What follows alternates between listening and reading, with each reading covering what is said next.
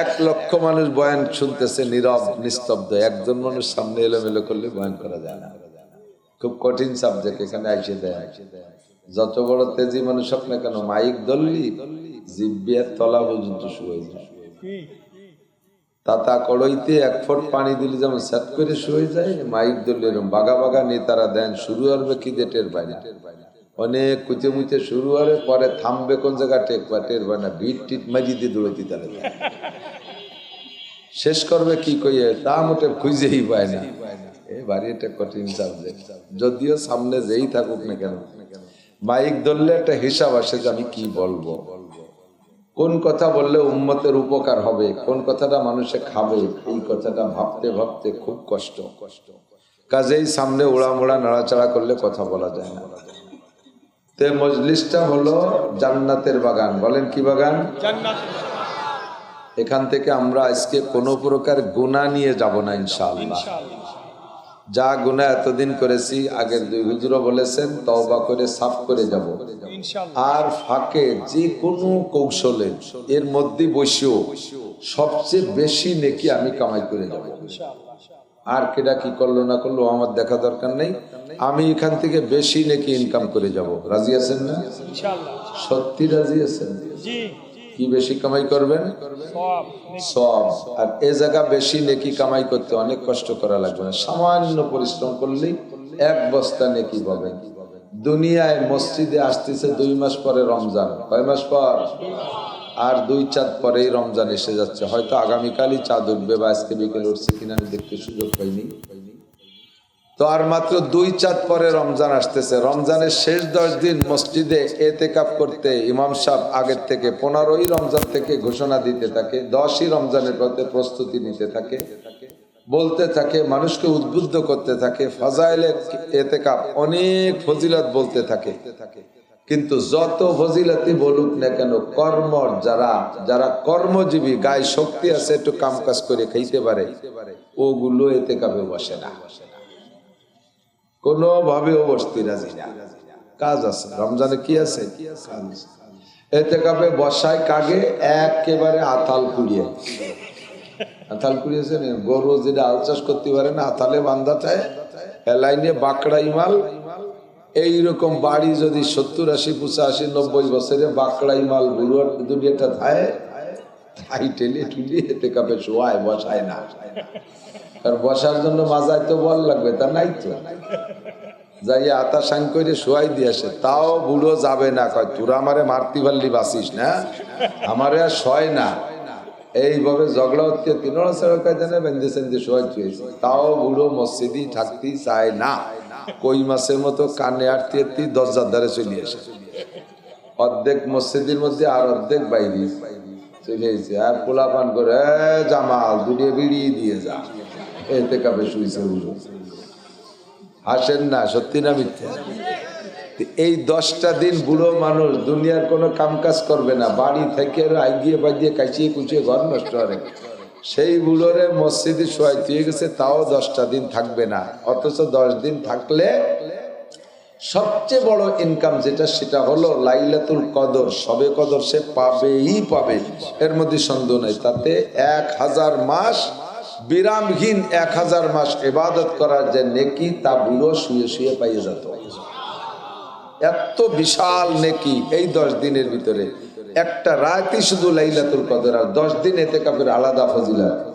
হুজুর বলেন, যদি কোনো ব্যক্তি কাহারো প্রতি একরাম, সহানুভূতি, একরাম মানে সহানুভূতি, কাহারো প্রতি একরাম করে মহব্বতের সাথে যে আমি একটু ছাড় দিলে আর এক ভাই এখান থেকে একটু উপকৃত হতে পারে, এই নিয়ত করে সামান্য একটু একরাম করলে তাকে লাগাতার 10 বছর এতেকাফের নেকি দান করা হয়।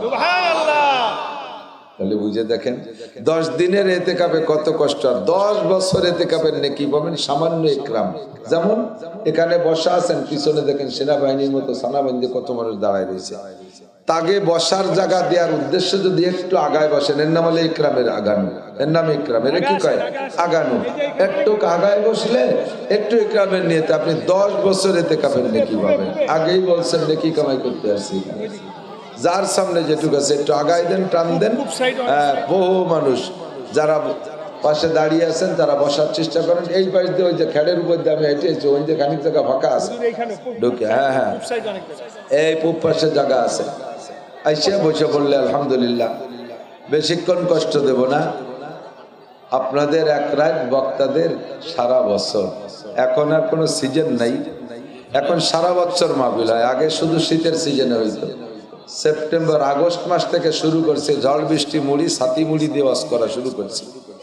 আর এখন শীতকাল এসে গেছে, আবার বর্ষাকাল পর্যন্ত, চৈত্র বৈশাখ জ্যৈষ্ঠ মাস পর্যন্ত ডায়েরিতে সব ফিল আপ করা রয়েছে। কত পারা যায়, কত পারা যায়।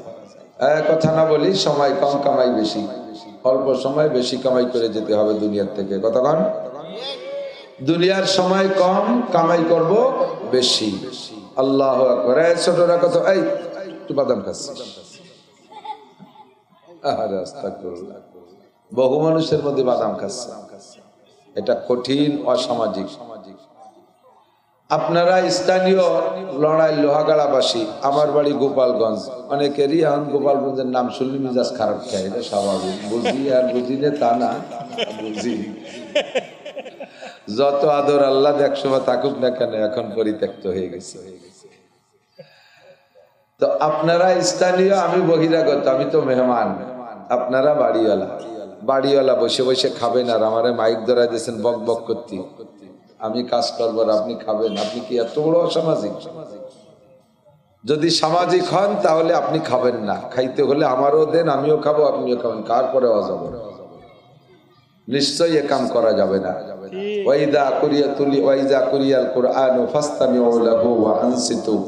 আল্লাহ পাক বলেন, যখন কোরআনে কারীম তেলাওয়াত করা হয়, রিডিং অথবা তার তরজমা তাফসীর করা হয়, ফাস্তামিউ, অন্তরের কান দিয়ে শোনো, ওয়া আনসিতু, এমত অবস্থায় যে মুখের সব কাজ বন্ধ রাখো। মুখের যত কাজ আছে বয়ান চলাকালে, এই সব কাজ থেকে মুখরে বন্ধ রাখতে হবে। 1 নম্বরে কথা বলা যাবে না, কেউ কথা বলবো না, একেবারে নীরব। যেটা বলতে বলবো ওইটা ছাড়া বলা যাবে না। আপনি আমাকে উস্তাদ মানবেন, আপনি কিছুক্ষণের জন্য ছাত্র হবেন, তাহলে আমার থেকে কিছু আপনি নিতে পারবেন। আর আপনি যদি আমার থেকে আপনাকে পণ্ডিত মনে করেন আর আপনি আমাকে তুচ্ছ মনে করেন, তাহলে আপনার আমার থেকে এই বয়ান শুনে কোনো লাভ নেই। আপনি আস্তে আস্তে যে শুয়ে থাকতে পারেন। এজন্য নীরব নিস্তব্ধ কথা মানতে হবে, শুনতে হবে, বুঝতে হবে, আমল করার নিয়তে শুনতে হবে। আল্লাহ তাআলা তৌফিক দান করেন। মুখে বাদাম চানাচুর এগুলো খাওয়া যাবে না। মোবাইল টোবাইল সব সাইলেন্ট করে বন্ধ করে রেখে ঘন্টা খানিক কষ্ট দেবো, বেশিক্ষণ কষ্ট দেবো না, যদি আল্লাহ পাক তৌফিক দেন। তৌফিক না দিলে হবে না। আমি শুরু থেকে বলছি 3টা কিয়ামত। কয়টা? একটা কিয়ামতে কুবরা, আর একটার নাম কিয়ামতে উস্তা, আর একটার নাম কিয়ামতে সুগরা। সবচেয়ে বড় কিয়ামত, আর একটা মাঝারি কিয়ামত, আর একটা ছোট কিয়ামত। 3টে কিয়ামত। আল্লাহ সবচেয়ে বড় কিয়ামত, যেটা গোটা দুনিয়াকে ধ্বংস করে দেবে, কিচ্ছু থাকবে না, কেউ থাকবে না। কুল্লু শাইইন হালিকুন ইল্লা ওয়াজহুল্লাহ। আল্লাহ পাক নিজেই বলেন, কুল্লু শাইইন হালিকুন ইল্লা ওয়াজহুল্লাহ। সব ধ্বংস হয়ে যাবে, থাকবে একমাত্র কে? আল্লাহ। আল্লাহ ছাড়া আর কেউ এ জগতে থাকবে না। এইটার নাম হলো কিয়ামতে কুবরা।